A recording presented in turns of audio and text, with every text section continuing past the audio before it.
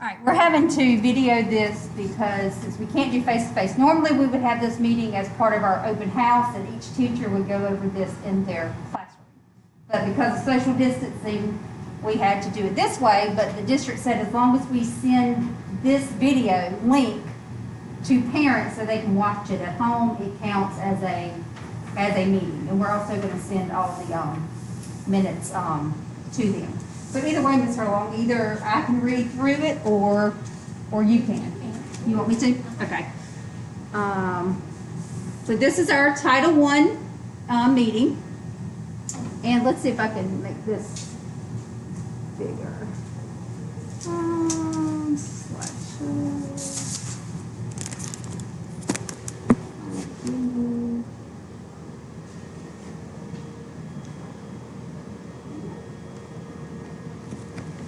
Does this need to project?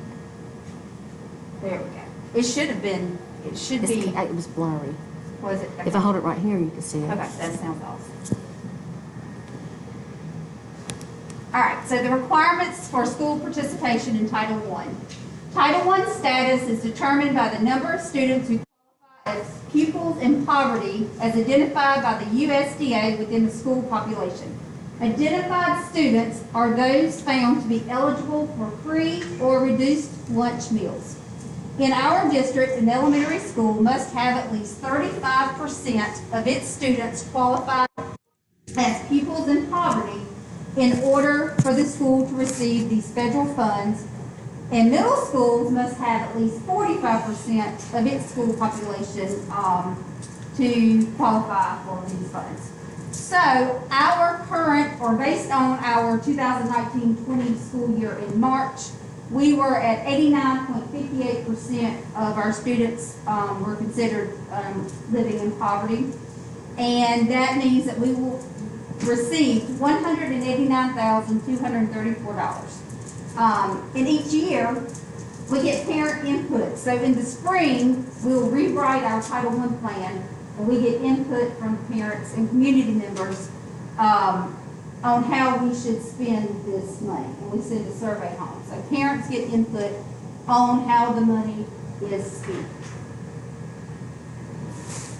We want parents involved in Title I, and we want them helping to evaluate our Title I plan. So in a couple weeks, we will send home last year's Title I plan. The parents get to read through it, and they can make comments and suggestions on ways to improve it. And from those comments and suggestions, we create a new Title I plan for the year. And so if parents ever have a question, if they do not hesitate to call the office at 803-685-2000. And we also want parents involved in their child's education. Research shows that academic achievement of children increases when their parents are involved in their education. And during this time, especially with so many of the kids at home learning and the take-home packets that they're doing, it's taking all of us, the teachers and the parents, all working together to make sure our students are getting the education they deserve. This current year, the money is being spent on part-time parent involvement aid. We had that in the past, and then we weren't able to find someone for this last year, but we have someone this year. Behavior management room aid, which is the same as in-school suspension. We have hired someone for that. Hopefully this year we won't need him as much. So far we've had wonderful behavior, wonderful. Professional development for our teachers. Sometimes that includes going off to, actually I see professional development somehow on there twice. I will fix that.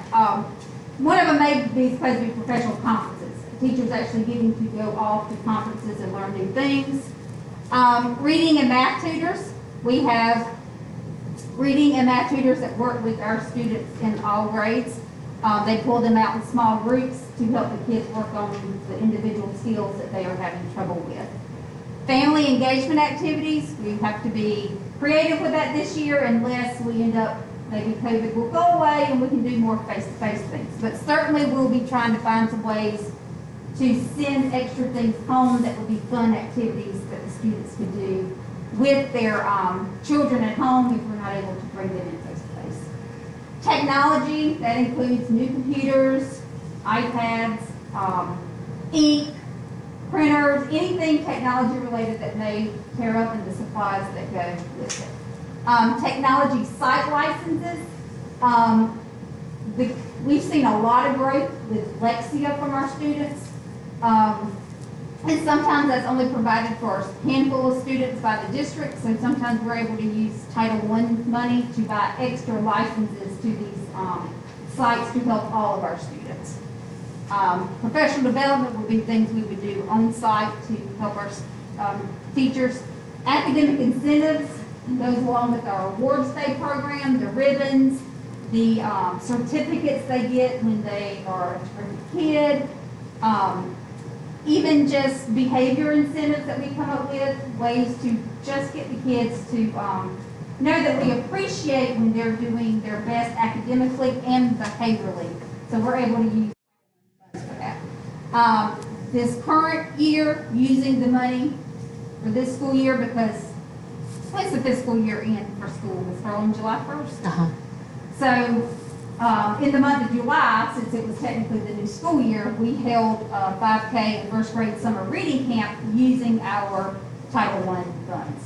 And that made a big difference because it happened to be while these kids have been home during COVID, but the summer reading camp was our first chance to see, can we actually bring these kids back in face to face, and they social distance and wear masks, and there were no issues during summer reading camp. I subbed for 3 days, and the kids did wonderful. They did what they were asked to do. They kept their mask on. They knew what was expected of them.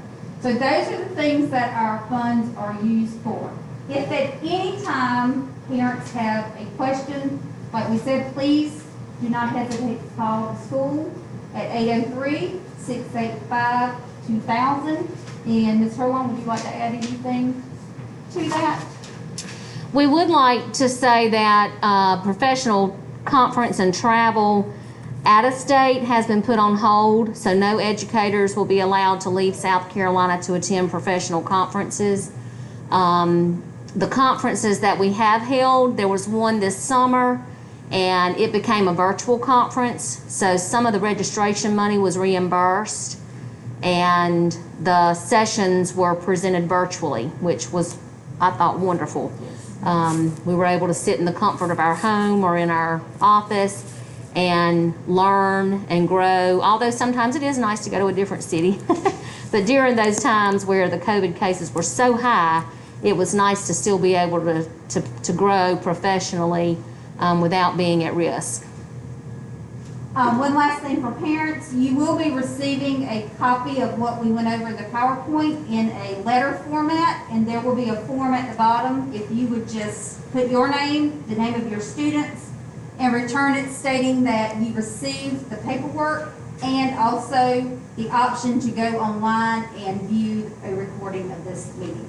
We appreciate your time and look forward to seeing you in the future. Thank you.